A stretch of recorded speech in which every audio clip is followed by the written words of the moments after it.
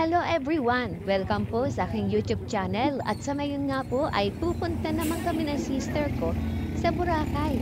Pero bago yan, kung bago ka pa lang sa channel ko, please pa-subscribe naman dyan. Paki-like and share na rin ang video ko. Salamat po!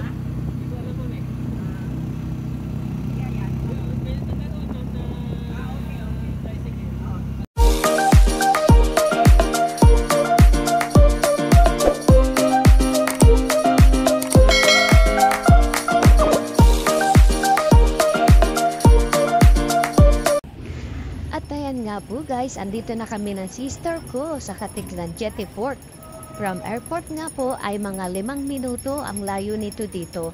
At yung pamasahe namin ay nasa 150 pesos. Special trip na raw kasi po yun. At napansin niyo po ba guys, ang kalsada, malinis. Bawal daw dito magtapon ng basura kung saan saan, kahit pabalat ng kendiya. Ganon sila kahigpit dito sa Katiklan. Dito naman sa window na ito, I need mag-present ng valid ID and hotel accommodation. Ayan guys.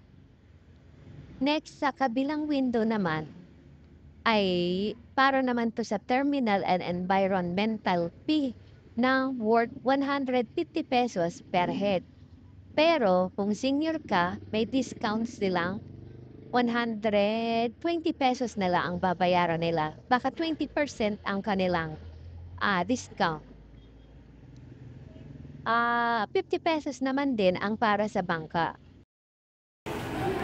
After magbayad, dito naman tayo puproceed sa Boracay.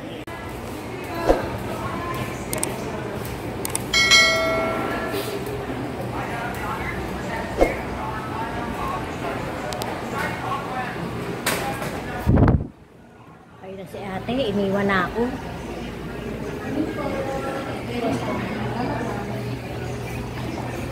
Ano? Dito tayo? Salamat.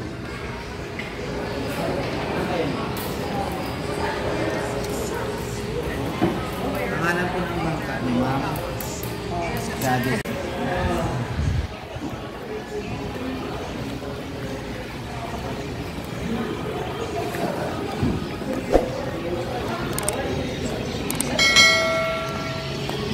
Medyo malayo din itong nilalakaran namin ng sister ko.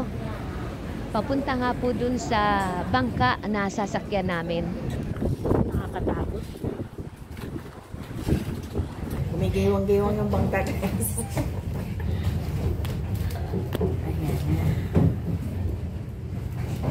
May seat number yan. Hindi pwedeng umupugin saan guys. May numero yan. Nangagaw pa si Edita guys. Oh. Dito pala guys sa bangka ay may mga designated na seat number.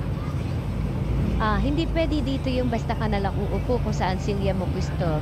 Katulad ng nangyari sa akin na muntik pa akong mapahiya.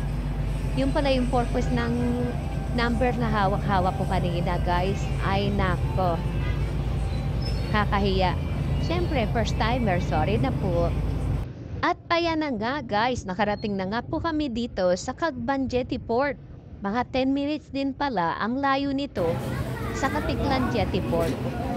Diba kahit tawid dagat, 10 minutes pa rin. Ayan, lakad-lakad na lang tayo. Wow. Guys, dito na kami ngayon sa Boracay Island. Kararating lang namin.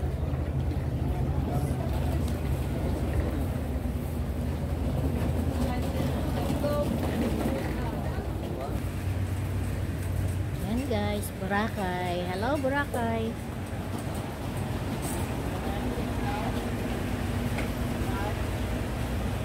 Ayan. Sumakay naman kami na e-trike. Papunta nga dun sa Station 3 guys. Ito na kami sa Boracay Island.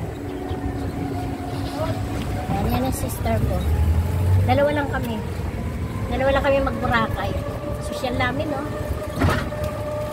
May sponsor lang kasi. Sponsor lang guys. E-trike. Sakay kami na e-trike. Papunta na Station 3. Sabay Paragon Hotel kasi doon daw ang aming hotel na nagpabook yung aming sponsor. Sana all. kay Manong driver.